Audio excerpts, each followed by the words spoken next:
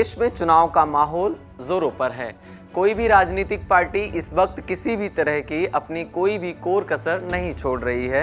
इस बार 7 चरणों में होने वाले आगामी आम चुनाव की पहली मतदान प्रक्रिया आने वाली 19 तारीख से शुरू होने वाली है, जिसके लिए शासन प्रशासन लगभग दोनों सतर्क नजर आ रहे हैं।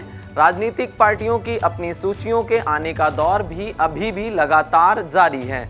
आज बीजेपी ने अपनी 12वीं सूची भी जारी कर दी है, तो बसपा ने अपनी 11वीं सूची जारी की है।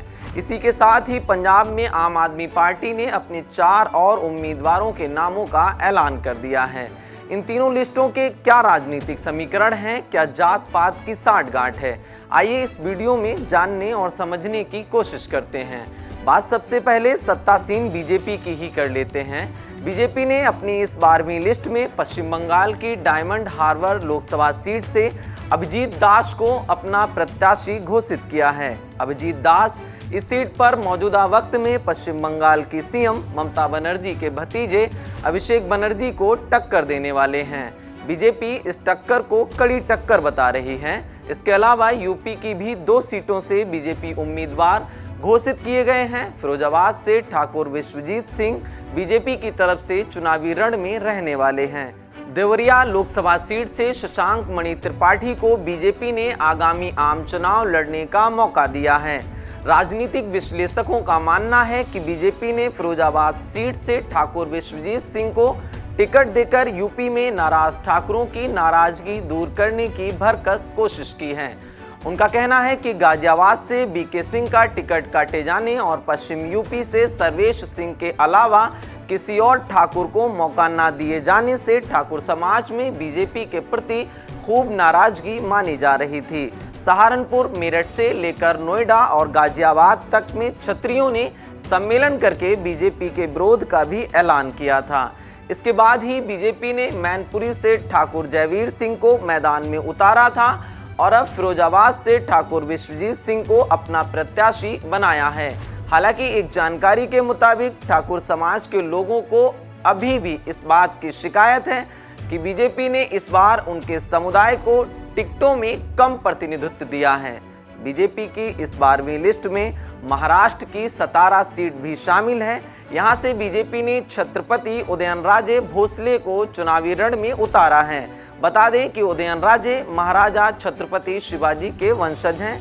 बीजेपी ने अपनी इस 12वीं लिस्ट में पंजाब की भी 3 लोकसभा सीटों को शामिल किया है। खडूर साहिब सीट से बीजेपी ने मनजीत सिंह मन्ना मियां विंड को चुनावी रण में उतारा है। इसके अलावा होशियारपुर की सुरक्षित सीट से अनीता सोमप्रकाश को बीजेपी ने चुनावी रण में उतारा है। वटिंडा लोकसभा सीट से बीजेपी ने परमाल कौर सिद्धू को अपना प्रत्याशी बनाया है। बता दें कि परमाल कौर सिद्धू हाल ही में आईएएस की नौकरी छोड़कर बीजेपी में शामिल हुई हैं।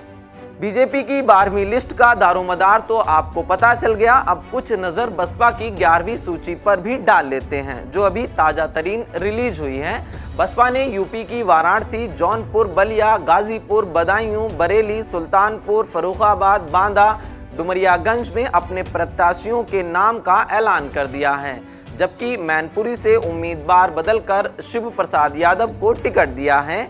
इससे पहले यहां से गुलशन देव शाक्य को टिकट दिया गया था।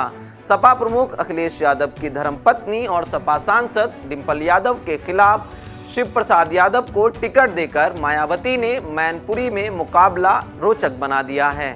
बदायूं से सपा महासचिव शिवपाल यादव के बेटे आदित्य यादव चुनाव लड़ रहे हैं। यहां से बसपा ने आदित्य यादव के खिलाफ मुस्लिम खां को चुनावी रण में उतारकर मुकाबला और भी दिलचस्प बना दिया है। मायावती ने बरेली से छोटेलाल गंगवार, सुल्तानपुर से उदयराज वर्मा, फर्रुखाबाद से कांति पांडे, बांदा से मयंक द्विवेदी, डुमरियागंज से ख्वाजा शमसुद्दीन, बलिया से लल्लन सिंह यादव और जौनपुर से बाहुबली धनंजय सिंह की पत्नी श्रीकला सिंह को टिकट दिया है। जौनपुर सीट पर बाहुबली धनंजय सिंह की पत्नी श्रीकला सिंह को विपक्षी ब्लॉक इंडिया से सपा प्रत्याशी बाबू सिंह कुशवाहा टक्कर देने वाले हैं। इसके अलावा बसपा ने गाजीपुर में दिवंगत मुख्तार अंसारी के भाई अफजाल अंसारी के खिलाफ डॉक्टर उमेश कुमार सिंह को और वाराणसी से प्रधानमंत्री नरेंद्र मोदी के खिलाफ अतहर जमाल लारी को चुनावी रण में उतारा है। बीजेपी और बसपा की सूची की बात करने के बाद अब आम आदमी पार्टी की भी सूची की बात कर लेते हैं। आम आदमी पार्टी आगामी आम चुनाव में मजबूत होकर उभरे, इसके लिए उसके नेता नेत्री अपनी पूरी शिद्दत से लगे हुए हैं। दिल्ली वालों के अलावा पंजाब के सीएम भगवंत मान ने भी मोर्चा संभाल रखा है। तीसरी सूची में आपने पंजाब की 4 सीटों पर अपने प्रत्याशियों के नामों की घोषणा की है। इसके साथ ही पंजाब की सभी 13 सीटों पर आपने अपने उम्मीदवार उतार दिए हैं। अभी आपने जिन 4 नामों की घोषणा की है उनमें गुरदासपुर से अमन शेर सिंह शेरकालसी को आपने टिकट दिया है, तो वहीं जालंधर लोकसभा सीट से पवन कुमार टीनू, लुधियाना लोकसभा सीट से अशोक पाराशर पप्पी और फिरोजपुर से जगदीप सिंह काका वराड़ को आपने टिकट दिया है। बता दें कि जालंधर से उम्मीदवार सुशील कुमार रिंकू के बीजेपी में शामिल होने के बाद आम आदमी पार्टी ने यहां से पवन कुमार टीनू को अपना उम्मीदवार बनाया है। पवन कुमार टीनू अभी 2 दिन पहले ही अकाली दल से आम आदमी पार्टी में शामिल हुए हैं। तो ये तीनों लिस्टों का दारोमदार था जो बीजेपी, बसपा और आम आदमी पार्टी की थी। कई तरीके से पार्टियों ने जात पात के साठगांठ को थामने की कोशिश की है, राजनीतिक समीकरणों को साधने की कोशिश की है। आप देख रहे हैं पंजाब केसरी टीवी, आपके साथ मैं मोहम्मद खुशनूर खान। बहुत शुक्रिया आपका, नमस्कार।